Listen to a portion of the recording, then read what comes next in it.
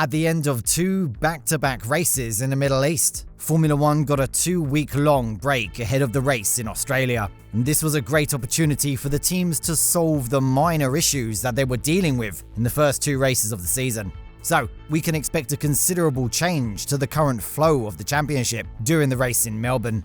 Welcome back to Total F1. This is our pre-race analysis ahead of the Australian Grand Prix. But before we proceed, hit the subscribe button and smash the bell icon for more exciting updates. The Australian Grand Prix was added to the Formula One calendar for the first time in 1985, and the event was shifted to its current venue in Albert Park for the first time in 1996. Since then, it has become a regular fixture in the Formula One calendar, staging some of the greatest battles in the championship. The Albert Park circuit is a temporary racing facility, which is built using a part of the road network that winds around Albert Park.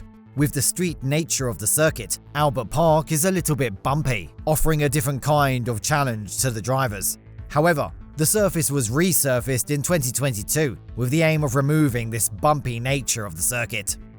Despite this circuit being ranked among the fastest circuits of the current F1 calendar in terms of average speed, it is not composed of many straight sections, and it features different types of challenging corners. So the cornering speed of the cars will play a key role here, as well as the straight line speed. The Albert Park circuit layout is 5.278 kilometers long, and drivers have to go 58 times around the circuit to cover the race distance of 306.124 kilometers. The lap record of Albert Park is currently held by Sergio Perez, as he set a lap time of 1 minute and 20.235 seconds during the 2023 edition. However, last year's event was won by Max Verstappen, and this was the first time that the reigning world champion was able to record a victory at Albert Park. The remaining 2 podium spots of the 2023 edition were occupied by 2 former champions, Lewis Hamilton and Fernando Alonso. Hamilton is the only one out of the current active drivers who has been able to win this event for more than one time. Ferrari driver Charles Leclerc became the winner here in 2022, and he can repeat that success again if his Ferrari Challenger is strong enough to challenge Red Bull. With the extremely fast nature of the circuit, teams prefer to go for a one-stop strategy here at Albert Park, as entering the pit lane costs a considerable amount of time. In Albert Park, pit lane time loss is calculated as 29 seconds, but teams usually go for additional pit stops during any safety car deployment. Tyre selection is usually somewhat similar to the strategies used in Saudi Arabia with its fast street nature. The quickest strategy here in Albert Park is to start with mediums and then switch to hards after lap 14. To gain an advantage at the start, teams can use softs in place of mediums as an alternative strategy. Then the pit stop should be done within the interval of lap 9 and lap 16. Instead of both these strategies, teams can go for a 2-stopper, which uses a combination of medium-hard soft tyres.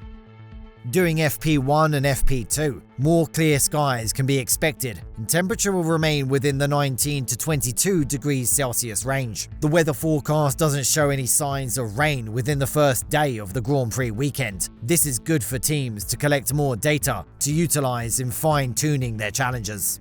But there is a 30% chance of getting rain on the morning of the second day. This value will reduce up to 5% during FP3 and will slightly increase up to 10% during qualifying. The minimum temperature will drop to 14 degrees Celsius and the maximum will remain around a value of 21 degrees Celsius. Drivers will have to face extreme conditions on race day as the humidity will rise up to 50%. The chance of getting rain will remain at 10%, and a gentle breeze from the southwest can be expected in the final day. Temperature will remain within the range of 12 to 21 degrees Celsius. When we look at the performance of each team in the first 2 rounds of the 2024 season, Red Bull drivers are the clear favourite to win this event, as their challengers are in another league compared to the rest of the rival challengers. Despite Verstappen and Perez possessing identical challengers, the Dutchman is in a more dominant form, winning the first 2 races with a considerable lead. So, he can expect the same success here in Albert Park. Ferrari is the closest rival that can challenge Red Bull team, even though their SF24 showed a considerable pace deficit relative to RB20. If their engineers have been able to address that issue within the past few days, they can be a real threat to the dominance of the Milton Keynes-based team. Leclerc is a past winner here, and it could be an advantage for the Ferrari team. Compared to the first race in Bahrain, both Aston Martin and McLaren teams showed a considerable improvement during the race in Jeddah. So, drivers like Alonso, Piastri and Norris can play the role of the dark horse during this race in Melbourne. Within this 2-week break, teams were busy in solving the issues of their challengers. We can expect a close competition during the Australian Grand Prix. So, that's the end of our pre-race analysis about the Australian Grand Prix. We think that this video has covered everything you need to know before the race in Australia. Who will occupy the podium spots here in Albert Park? Share your thoughts in the comments section below.